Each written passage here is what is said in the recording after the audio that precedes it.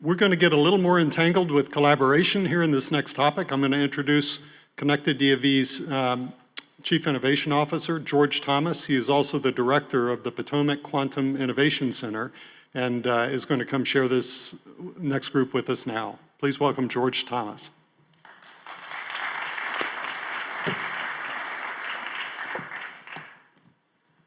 Good morning, everybody. Excellent. Everybody's had their coffee? We are here to talk collaboration. My name is George Thomas, as Stu said, and I serve as the Chief Innovation Officer of Connected DMV and also the Director of the Potomac Quantum Innovation Center, which is the Greater Washington region's effort to create an ecosystem around quantum. And I'm really, really pleased today to introduce this new topic called the Quantum Accord. The concept basically is, as the industry is maturing and as the science and technology is becoming more real, regions around the world are focusing deeply on trying to figure out how to help commercialize, how to land enterprises, how to encourage startups, and how to make the workforce intertwined to move the industry forward. In any new emerging tech industry, that's usually the hardest part, and the hardest part needs to be done at the ground level. The policies, the standards, the metrics, the education, all of that works at level setting what we need to do, but the work is really done at the ground level. So a few of us gathered earlier this year to kind of think through what that meant, and the Quantum Accord is the net result of that session. And what this really is 5 ecosystems from around the world, from multiple countries, coming together to sign an accord to move us forward from a region-to-region connectivity perspective. And we will get into that in a little bit, but to kind of give a little bit more explanation of that, I would like to introduce Masahiro Horibe from Japan, who's going to give us a little bit more context for why this is important.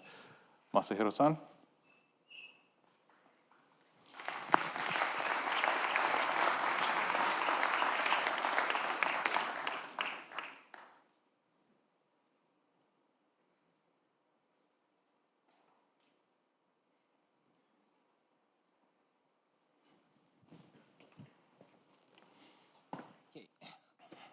Thank you for giving me time to presentation. I'm Masahiro Horibe from the National Institute of Advanced Engineering Science Technologies, and so I'm the Deputy Director of the Global Research and Development for Business by the Quantum AI Technologies.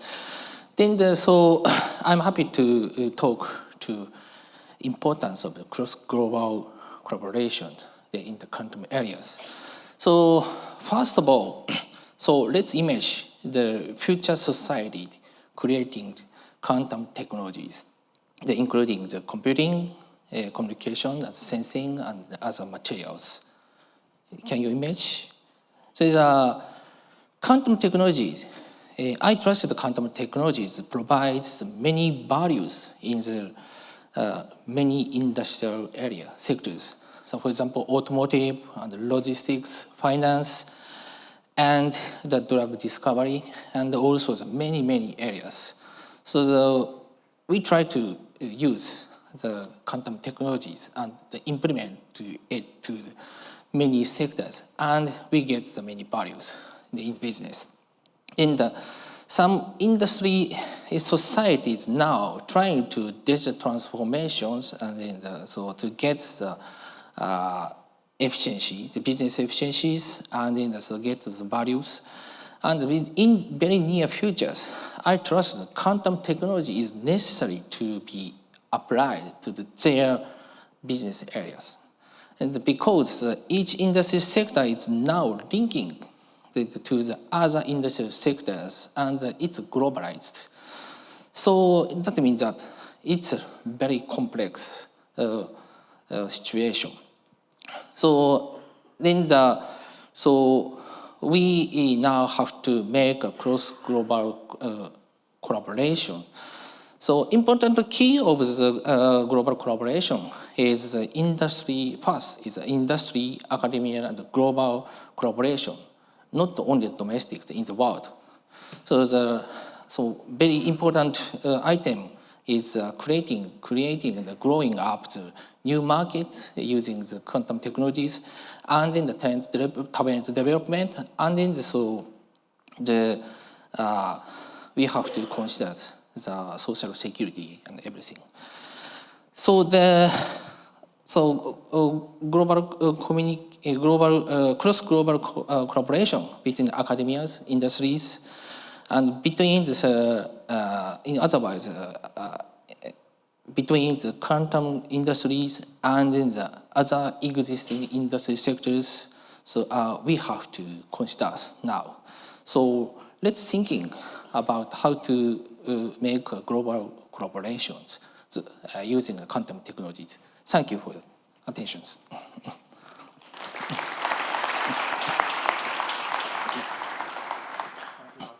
Yeah. And I'd like to introduce my collaborators with this. First, Freeke Heijman from the Quantum Delta Netherlands, Nick Werstiuk from the Quantum Valley Innovation Lab, and Andrew White from EQUS in Australia.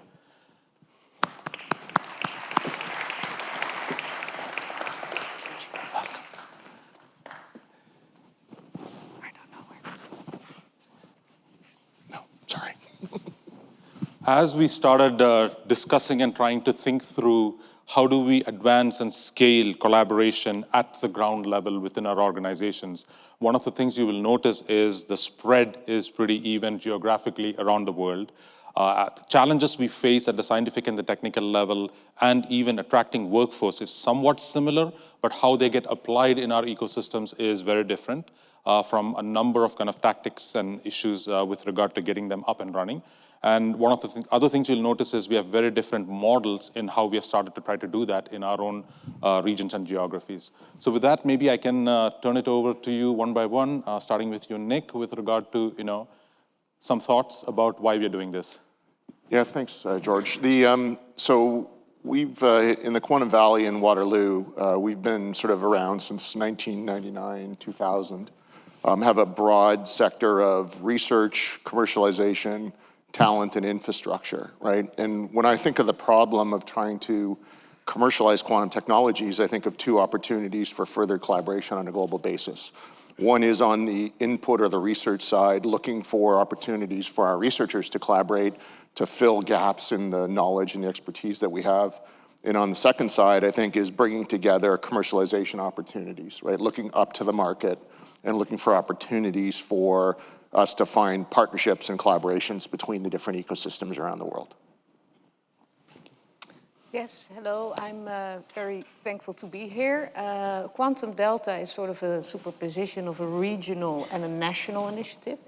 Netherlands is fairly small, so compared probably to the regions we have here at the table, but it also Delta stands for Delft, which is a hub focusing on hardware development. Eindhoven, which is a hub focusing on semicon and photonics, very strong industrial ecosystem. Leiden, focusing on theory mostly. Twente, also nanofabrication, and Amsterdam, focusing on algorithms.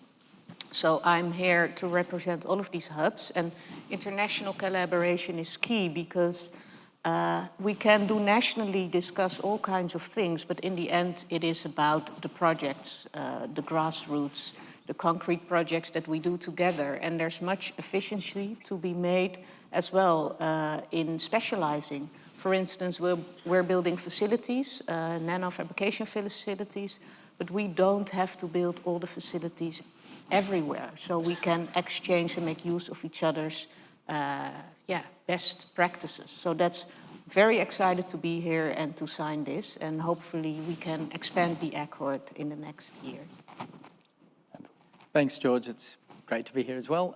So the Centre for Engineered Quantum Systems is about building quantum machines that are useful. It spans Australia. It's in 5 cities.